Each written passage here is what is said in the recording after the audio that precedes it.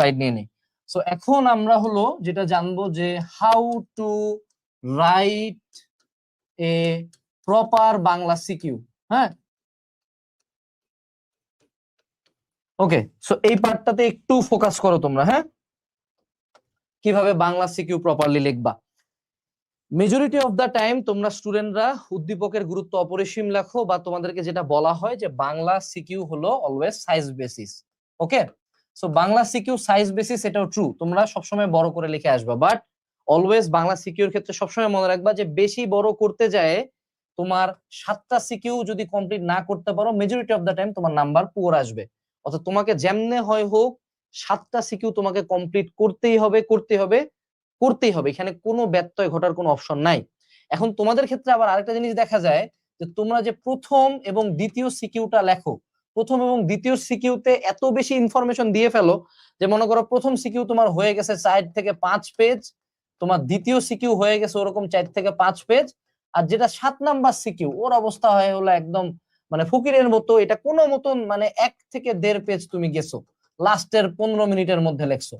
এই কাজ যদি করো বাবা, তোমার জীবনে নাম্বার বেশি আসবে না। কারণ তুমি যে প্রথম সিকিউটা লেখো, টিচারকে তুমি একটা আইডিয়া দিয়ে দাও যে তোমার পরবর্তী সিকিউ গুলা কেমন হবে। কোনো কারণে যদি প্রথম সিকিউ অনেক বড় লেখে এবং পরের সিকিউ গুলা হয়ে যায় ছোট, নাম্বার বেশি আসবে না।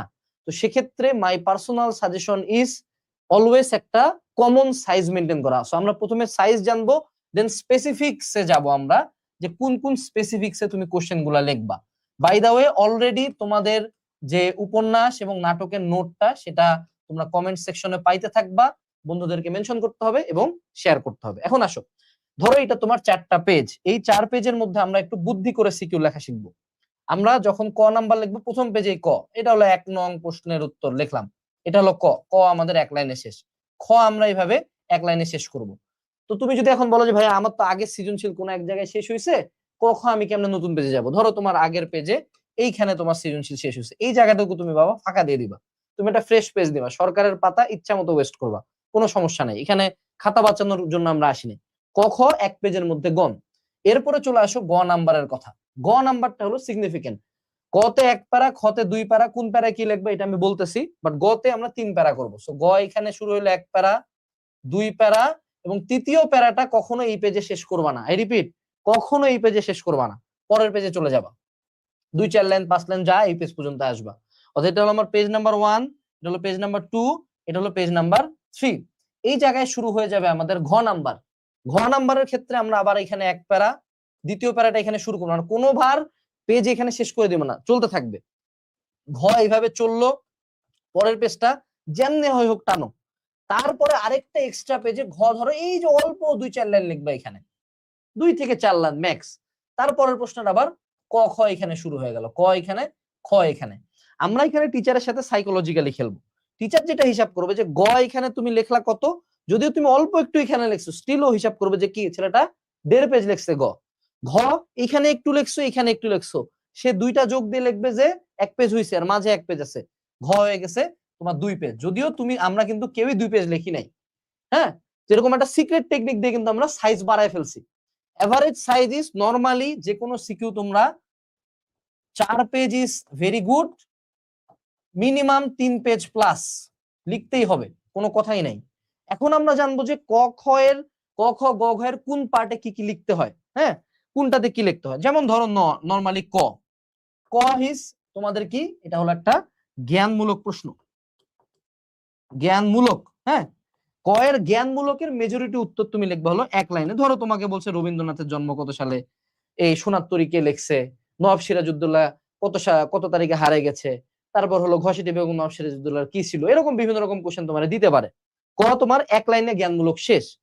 খ এর ক্ষেত্রে মেজরিটি স্টুডেন্ট যে ভুলটা করে, খ আমরা জানি যে 2টা প্যারা, এটা হলো অনুধাবনমূলক, 2 প্যারা হবেই, এটা তো অনুধাবনমূলকই।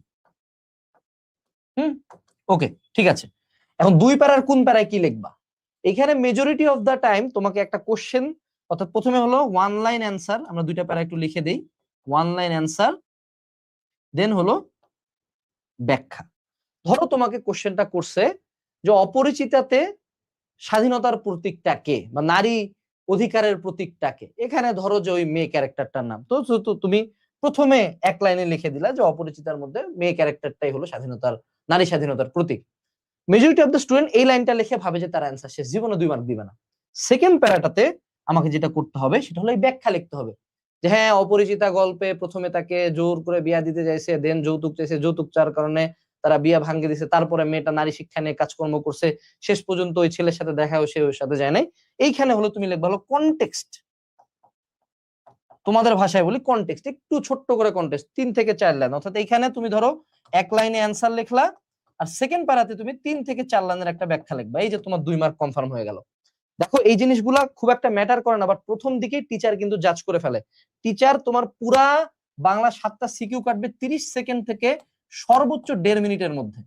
আলটিমেটলি টিচার অত বেশি পড়বেই না, প্রথম দিকে 2-1টা পড়ে পরবর্তীতে সে গড়ানে টান দেওয়া শুরু করবে। এইবার চলে আসলো সবচেয়ে সিগনিফিকেন্ট পার্ট, এখানে খুব মনোযোগ সহকারে শুনো। এই গ হয় মেজরিটি অফ দ্য স্টুডেন্ট লিখতে পারে না। গ নাম্বার কি? প্রয়োগ। হ্যাঁ আমরা জানি এখানে 3 প্যারা করতে হবে, তাই না?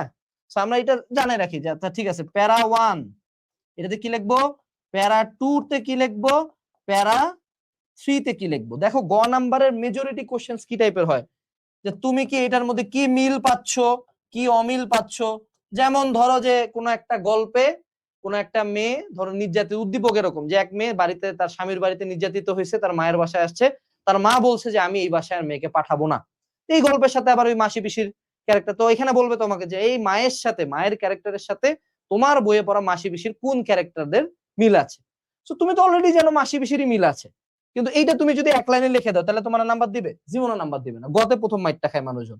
সো তুমি প্রথমে যেটা করবা প্যারা 1-এ হলো 1 লাইন অ্যান্সার। আবারও তুমি এখানে এবার লিখলা যে ভাই আমার এখানে যে ক্যারেক্টারটা আছে মা ক্যারেক্টারটা, মা ক্যারেক্টারের সাথে মাসি পিসির, মাসি আর পিসির খুব মিল আছে। এক লাইনে শেষ। এর পরের প্যারা সেকেন্ড প্যারাতে তুমি কি লিখবা, এইটাই সবাই মিস করে। এই জায়গায় আমি একটা ডিফারেন্ট কালার নিচ্ছি। এইখানে হইলো গিয়া কিওয়ার্ড এক্সপ্লানেশন, যেটাকে ব্র্যাকেটে আমরা লিখতেছি র্যান্ডম বুলশিট। মানে কি ভাই, এটা কি ধরনের বাজে কথা বলেন আপনি? দাঁড়াও ব্যাখ্যা করি। টিচাররা যেটা খাতা কাটতে যায় পায় না, সেটা হলো সেকেন্ড প্যারাটা পায় না। তোমরা সেকেন্ড প্যারাটাতে লিখে ফেলো যে কিভাবে তার মধ্যে মিল আছে বা অমিল আছে। সেকেন্ড প্যারাতে লেখা আছে হ্যাঁ উদ্দীপকের মা প্রচন্ড নারী অধিকারে বিশ্বাসী, তার সন্তানদের গায়ে হাত উঠছে, বিয়ের পরে এটা করা উচিত না। হ্যাঁ আমরা আমাদের গল্পে দেখছি মাসি পিসিতে এরকম করছিল, যোগু আসে এই করছে ওই করছে, তারপর শেষ পর্যন্ত যাইতে দেয় না, তারা দানিয়েও দাঁড়ায় গেছে, এই জন্য মিল আছে। ওইটা হলো থার্ড প্যারা, অর্থাৎ উদ্দীপক প্লাস গল্পের তুলনা হলো বাবা থার্ড প্যারা। সেকেন্ড প্যারাটাতে তুমি ব্যাখ্যা করবা যে এই যে নারীর উপর নির্যাতন, এই জায়গায় এবার তুমি র্যান্ডম বাঙালি কবি হয়ে যাবা যে হ্যাঁ নারীর উপর নির্যাতন আসলেই খুবই খারাপ একটা জিনিস, সমাজে এগুলা খুব বাড়ে যাচ্ছে, এই জিনিসগুলো নিয়ে প্রতিবাদ হয়, যারা প্রতিবাদ করে দাঁড়ায় তারাই সম্মানী, র্যান্ডম বুলশিট গো। এইখানে তুমি যে কিওয়ার্ডের এক্সপ্লানেশনটা লিখবা, এটা না তুমি লিখবা তোমার উদ্দীপক থেকে, না তুমি লিখবা তোমার গদ্য বা পদ্য থেকে। এই সিম্পল একটা প্যারা অ্যাড করা শিখো জাস্ট। এটা যদি তুমি করো দেখবা যে তোমার পড়াশোনা অনেক বেটার হয়ে গেছে। তোমার নাম্বার এখানে 3-এ 3 দিবে টিচার, লিখে দিচ্ছি। এই গেল হলো গ নাম্বার। এটা কোথাও জানছিলা? কমেন্টে বলো এরকম কোনোদিন কোথাও শিখছিলা না। এরপরে আসবো আমরা লিখবো হইলো গিয়া ভাইয়া ঘ নাম্বার। এই জায়গায় আমি একটা করে এই ক খ একটু মিশাই দেই, মিশাই দিয়ে আমি ঘ নাম্বারটা দেখে নিই। বাই দ্য ওয়ে তোমরা কি নোটটা পাইছো নাকি আমাদের উপন্যাস এবং নাটকের নোটটা? এই যে ঘ নাম্বারটা একটু আমরা বলি। হ্যাঁ ঘ নাম্বার এবার বুঝতে পারতেছি যেটা হলো আমাদের উচ্চতর দক্ষতা। এইখানে আমাদের জানেই রাখতে হবে যে এটা আমার 4টা প্যারা হবে, আর 4 প্যারায় কি লিখবো। এইবার হলো আমাদের প্যারা 1, প্যারা 2, প্যারা 3, আবার হলো প্যারা 4। প্যারা 1-এ এই ঘ নাম্বারের কোশ্চেন গুলা কেমন হয়, যে উদ্দীপকের এই যে ধরো আগের উদ্দীপকটাতেই চলে যায় যে হ্যাঁ এই যে উদ্দীপকের মা এরকমই হওয়া উচিত পৃথিবীর সকল গার্ডিয়ানকে নারী নির্যাতনের বিরুদ্ধে। এই লাইনটা কি যথার্থ কিনা মাসি পিসির আলোকে ব্যাখ্যা করো। এখন মেজরিটি অফ দ্য টাইম এটার উত্তর হয় হ্যাঁ হয় যে যথার্থ, অথবা এরকম লাইন দিতে পারে যে উদ্দীপকের মায়ের পদক্ষেপটা সঠিক বলে তুমি মনে করো কিনা, অর্থাৎ তোমার কাছে এখানে তোমার মতামত চাই মেজরিটি অফ দ্য টাইম, যে ভাইয়া তুমি তোমার কি মনে হয় যথার্থতা নিরূপণ করো। কারণ ওখানে যদি তুমি এই লাইন লিখে দাও যে উদ্দীপকের গুরুত্ব অপরিসীম, তাইলে কিন্তু আবার নাম্বারটা ওখানে জীবনে 4 দিবে না, এখানে দিবে 3 বা 2 ম্যাক্স। সো ওই জায়গায় তুমি তোমার মতামত দিবে। এখন মতামত মেজরিটি অফ দ্য টাইম হয় যে either I agree with that or I don't agree with that, এবং majority of the time answer is very obvious, আগে থেকেই বোঝা যায়। অবভিয়াসলি তুমি নারী নির্যাতনের পক্ষে যাবা না, হ্যাঁ, সো তুমি বলবা যে হ্যাঁ মায়ের পদক্ষেপটাই সঠিক। এইবার এখানে তুমি ওই যে আবার এক লাইনে অ্যান্সার, অর্থাৎ তোমার মতামত প্রথম পার্টেই এক লাইনে অ্যান্সার, তোমার মতামতটা দিয়ে দিবা। টিচার এখানেই তোমাকে 1 দিয়ে ফেলছে। এবার বলো দেখি প্যারা 2 তে কি দিব? আবারও আমরা দিব কিওয়ার্ড এক্সপ্লানেশন, অর্থাৎ ওইখানকার কিওয়ার্ড কি? নারী অধিকার, তাই না?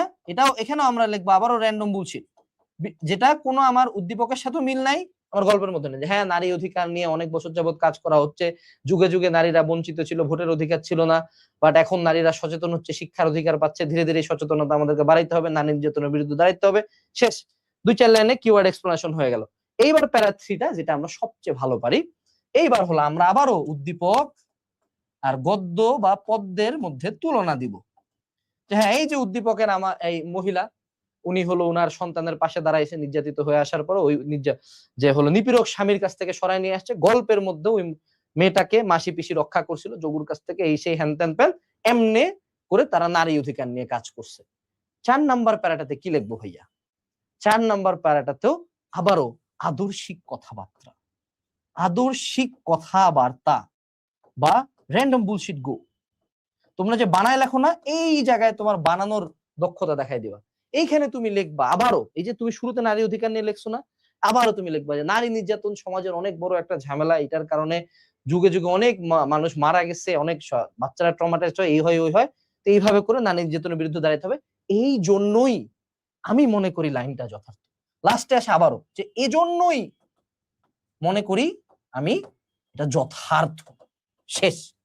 এই দিয়ে তুমি যদি একটা করে সৃজনশীল লেখা শেষ করো, তুমি দেখবা ইজি হয়ে গেছে মেজরিটি অফ দা টাইম।